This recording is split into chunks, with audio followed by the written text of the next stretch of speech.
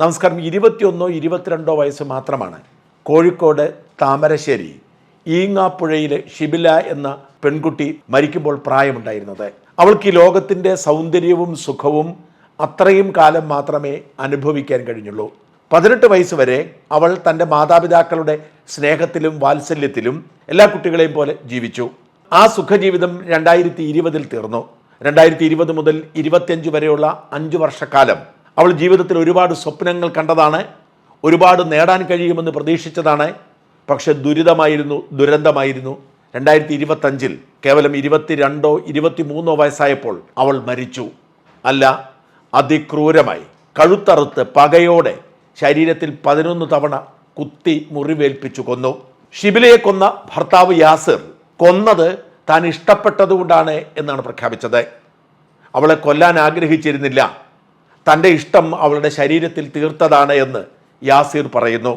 യാസിറിനെ അങ്ങനെയേ അവളെ സ്നേഹിക്കാൻ കഴിയുമായിരുന്നുള്ളൂ. കാരണം യാസിർ സ്വബുദ്ധിയിലായിരുന്നില്ല ജീവിച്ചിരുന്നത്.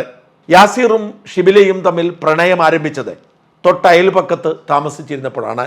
ഈങ്ങാപ്പുഴയിൽ നിന്നും യാസിറിൻ്റെ കുടുംബം സ്ഥലം വിറ്റുപോയപ്പോഴും ചെറുപ്പത്തിലെ തളിർത്ത ആ പ്രണയം തുടർന്നു. എന്നാൽ യാസിർ ലഹരിക്കടിമയാണ് എന്ന് ഷിബിലയുടെ കുടുംബം തിരിച്ചറിഞ്ഞപ്പോൾ മകളെ വിവാഹത്തിൽ നിന്നും പിന്തിരിപ്പിച്ചു. മറ്റൊരു വിവാഹം നടത്തിക്കൊടുക്കുകയും ചെയ്തു. 18ാമത്തെ വയസ്സിൽ വിവാഹം നടന്നതല്ലാതെ ഭർത്താവിനൊപ്പം താമസിക്കാൻ ഷിബില തയ്യാറായില്ല. മാത്രമല്ല, ഷിബിലയുടെ വീട്ടുകാരെ വിഷമിപ്പിച്ചുകൊണ്ട് ഒളിച്ചോടിപ്പോയി. ഷിബിലയെ കൈപിടിച്ച് യാസിർ കോടതിയിൽ ചെന്ന് പരസ്പര സമ്മതത്തോടെ ഞങ്ങൾക്കൊരുമിച്ച് ജീവിക്കണം എന്ന് പറഞ്ഞപ്പോൾ കോടതി അനുവദിച്ചു. എന്നാൽ വീട്ടുകാർ ആശങ്കപ്പെട്ടതുപോലെ തന്നെ യാസിർ ലഹരിക്കടിമയായിരുന്നു. വിവാഹം കഴിച്ച് ഒരു വാടക വീടെടുത്ത് യാസിറിനൊപ്പം താമസിക്കാനിറങ്ങിയ ഷിബില ഒരിക്കലും പ്രതീക്ഷിച്ചില്ല താൻ ഏറെ സ്നേഹിച്ച് ഏറെ കഷ്ടപ്പെട്ട് തന്നെ വളർത്തി വലുതാക്കിയ വീട്ടുകാരെ ഉപേക്ഷിച്ചിറങ്ങിയ ഈ യാസിർ ഇത്രയും ക്രൂരനാണെന്ന്. പ്രണയവും ലഹരിയും ഒരുമിച്ച് ചേർന്നപ്പോൾ അയാളെ അതിക്രൂരനാക്കി. യാസിർ ആദ്യ ദിനം മുതൽ ഷിബിലയെ ക്രൂരമായി മർദ്ദിച്ചു തുടങ്ങി. മർദ്ദനത്തിൻ്റെയും പീഡനത്തിൻ്റെയും ദിനങ്ങൾ എണ്ണിക്കഴിഞ്ഞപ്പോഴും അവൾ യാസിറിനെ ചേർത്ത് പിടിച്ചു. യാസിറിൽ ഒരു കുഞ്ഞും ജനിച്ചു. പക്ഷെ സഹിക്കാനാവാതെ വന്നപ്പോൾ ഇനി ഇങ്ങനെ പോയാൽ ജീവൻ ബാക്കി ഉണ്ടാവില്ല എന്നുറപ്പായപ്പോൾ ഇറങ്ങിപ്പോന്ന സ്വന്തം വീട്ടിലേക്ക് അവൾ കുഞ്ഞിനെയും പിടിച്ച് ചെല്ലുകയാണ്. ആ വീട്ടിലെത്തിയാണ് രാഗി മൂർച്ഛിച്ച കത്തിയുമായി യാസിർ അവളെ കുത്തി മലർത്തിയത്. അതിക്രൂരമായി അവളെ കുത്തി വീഴ്ത്തുമ്പോഴും യാസിർ പറഞ്ഞു, ഷിബിലയെ, ഞാൻ നിന്നെ പ്രണയിക്കുന്നത് കൊണ്ടാണ് ഞാൻ ഇങ്ങനെയൊക്കെ ചെയ്തതെന്ന്. അയാൾ ഒരുപക്ഷെ അറിഞ്ഞുപോലും കാണില്ല ഷിബിലയെ ക്രൂരമായി കുത്തുമ്പോൾ അവൾ കൊല്ലപ്പെടുമെന്ന്. അത്രമാത്രം ലഹരി അയാളെ മാറ്റിയിരുന്നു. ലഹരിക്ക് അടിമയായിരുന്നില്ല കുത്തി മലർത്തിയതെന്ന് പോലീസ് പറയുന്നുണ്ട്. പക്ഷേ യാസിറിന്റെ ജീവിതത്തെ നിയന്ത്രിച്ചിരുന്നത് ലഹരിയായിരുന്നു. ഷിബില നമ്മുടെ മക്കൾക്കുള്ള 1-ാം തരം പാഠപുസ്തകമാണ്. മക്കളെ നമ്മൾ ചേർത്ത് പിടിച്ച് വളർത്തും. അവരുടെ വേദനകളും ആശങ്കകളും ചെറിയ ചെറിയ കുസൃതികളുമൊക്കെ നമ്മൾ മനസ്സിലാക്കി അവരെ സ്നേഹിച്ച് നിർത്തും. പക്ഷെ അവരുടെ ശരീരത്തിൽ ഹോർമോൺ വ്യതിയാനം ഉണ്ടാകുമ്പോൾ, അവരുടെ ശരീരത്തിനും മനസ്സിനും സുഖം ആസ്വദിക്കാൻ തുടങ്ങുമ്പോൾ അവർ അടിമുടി മാറുകയാണ്. അവർക്ക് ജന്മം കൊടുത്ത മാതാപിതാക്കൾ, അവരെ തീയിലും വെള്ളത്തിലും വീഴാതെ കാത്തുപരിപാലിച്ച മാതാപിതാക്കൾ, അവരെ കൈപിടിച്ച് വാഹനത്തിൽ കയറ്റിവിട്ട മാതാപിതാക്കൾ, അവർക്ക് ഭക്ഷണം വാരിക്കൊടുക്കുകയും പഠിപ്പിക്കുകയും ആശുപത്രിയിൽ കൊണ്ടുപോയി അവരുടെ ജീവന് വേണ്ടി കെഞ്ചുകയും ഒക്കെ ചെയ്ത മാതാപിതാക്കൾ പെട്ടെന്ന് അവർക്ക് അന്യരായിത്തീരുന്നു. എവിടെ നിന്നോ കള്ളപ്പുഞ്ചിരിയുമായി സംരക്ഷക വേഷമണിഞ്ഞെത്തുന്ന ഒരു ചെറുപ്പക്കാരന് മുൻപിൽ അവരെല്ലാം മറന്നു പോകുന്നു.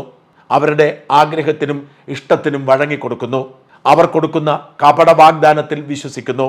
അവർ കാട്ടുന്ന കപട വാത്സല്യത്തിലും അവർ ചേർത്ത് പിടിക്കുന്ന കപട സംരക്ഷണയിലും മതിമറന്നു പോകുന്നു.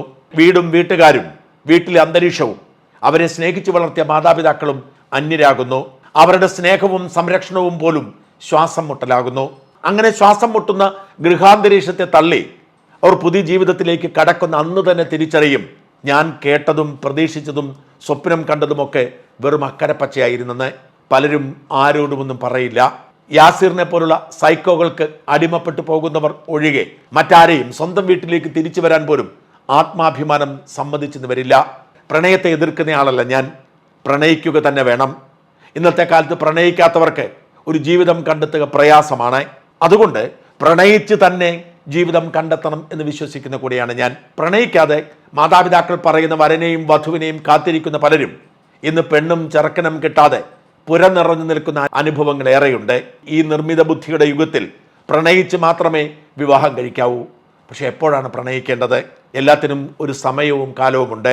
മക്കളുടെ ശരീരത്തിന് ഹോർമോൺ മാറ്റമുണ്ടാകുമ്പോൾ അവർക്കൊരാളോട് ഇഷ്ടം തോന്നുന്നെങ്കിൽ, വാത്സല്യം തോന്നുന്നെങ്കിൽ, അടുപ്പം തോന്നുന്നെങ്കിൽ, പ്രണയം തോന്നുന്നെങ്കിൽ തെറ്റൊന്നുമല്ല. 14 വയസ്സിലും 15 വയസ്സിലുമൊക്കെ അത്തരം തോന്നലുണ്ടാവാം. അതും തെറ്റൊന്നുമല്ല. എന്നാൽ നിശ്ചിതമായ ഒരു അകലത്തിൽ വേണം ആ പ്രണയം പൂവിടാൻ. ശരീരത്തിൽ സ്പർശിക്കില്ല എന്നുറപ്പോടെ, ലഹരിക്ക് അടിമപ്പെടില്ല എന്നുറപ്പോടെ, വീട്ടിലെ സുരക്ഷിതത്വം ശ്വാസം മുട്ടില്ല എന്നുറപ്പോടെ പ്രണയിക്കുന്നതിൽ തെറ്റൊന്നുമില്ല. പഠനമാണ് ഇപ്പോഴത്തെ മുൻഗണന. പഠനത്തിന് ശേഷം സ്വന്തം കാലിൽ നിൽക്കാനാവുന്നതുവരെ അകലത്തിലുള്ള പ്രണയം തുടരട്ടെ.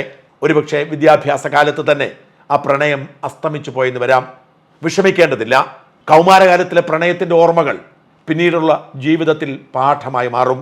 ഒരുപക്ഷെ 1-2 പ്രണയത്തിന് ശേഷമാവാം ഒപ്പം ജീവിക്കേണ്ട ആളെ പക്വതയുള്ള പ്രായത്തിൽ കണ്ടെത്തുന്നത്. അപ്പോൾ മാത്രമാണ് അയാളോടൊപ്പം ജീവിക്കേണ്ടത്, ആണാണെങ്കിലും പെണ്ണാണെങ്കിലും. കൗമാരത്തിൽ പ്രണയം തോന്നുന്നു, അതാണ് സകലതുമെന്ന് കരുതി വീട്ടുകാരെ തള്ളിപ്പറഞ്ഞ് വിദ്യാഭ്യാസം വേണ്ടത് വെച്ച് ഓടിപ്പോയാൽ, വേഗം തന്നെ പുതിയ ജീവിതം തിരഞ്ഞെടുത്താൽ, ഇനി വിവാഹം തീരുമാനിക്കുന്നത് പക്വതയുള്ള പ്രായത്തിലാണെങ്കിലും എന്ത് വിചാരിക്കും, എങ്ങനെയാവുമെന്ന് കരുതി അസ്വസ്ഥതകൾ മറന്നുകൊണ്ടാണ് അതിന് തുനിയുന്നതെങ്കിൽ ദുരന്തമായിരിക്കും കാത്തിരിക്കുന്നത്.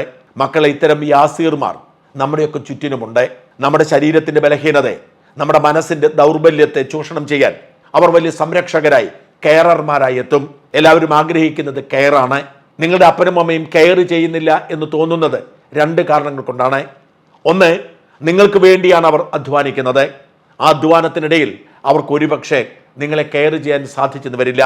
അവർ തമ്മിൽ ചെറിയ ഭിന്നതകൾ ഉണ്ടാവുമ്പോൾ അത് വലിയ ഭിന്നതയാണെന്ന് നിങ്ങൾക്ക് തോന്നുന്നത്, ഇത് അപ്പനും അമ്മയും വഴക്കടിക്കുന്നു, ഞങ്ങളെ നോക്കുന്നില്ല എന്ന് നിങ്ങൾക്ക് തോന്നുന്നത്, നിങ്ങൾക്ക് മറ്റൊരിടത്തെയും ഭിന്നതയെക്കുറിച്ച് അറിയാത്തത് കൊണ്ടാണ്.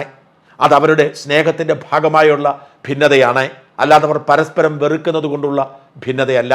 ഒരു കാര്യം നിങ്ങൾ തിരിച്ചറിയുക, ഒരുപാട് ബന്ധങ്ങളും സ്നേഹങ്ങളും ഉണ്ടെങ്കിലും മാതാപിതാക്കൾക്ക് മക്കളോടുള്ളത് മാത്രമാണ് എക്കാലത്തും നിലനിൽക്കുന്നതും നിലനിൽക്കേണ്ടതും പൂർണ്ണമായും സത്യമായിട്ടുള്ളത്. ഭാര്യയും ഭർത്താവും തമ്മിലുള്ള ബന്ധം പോലും അത്രയും സത്യമല്ല.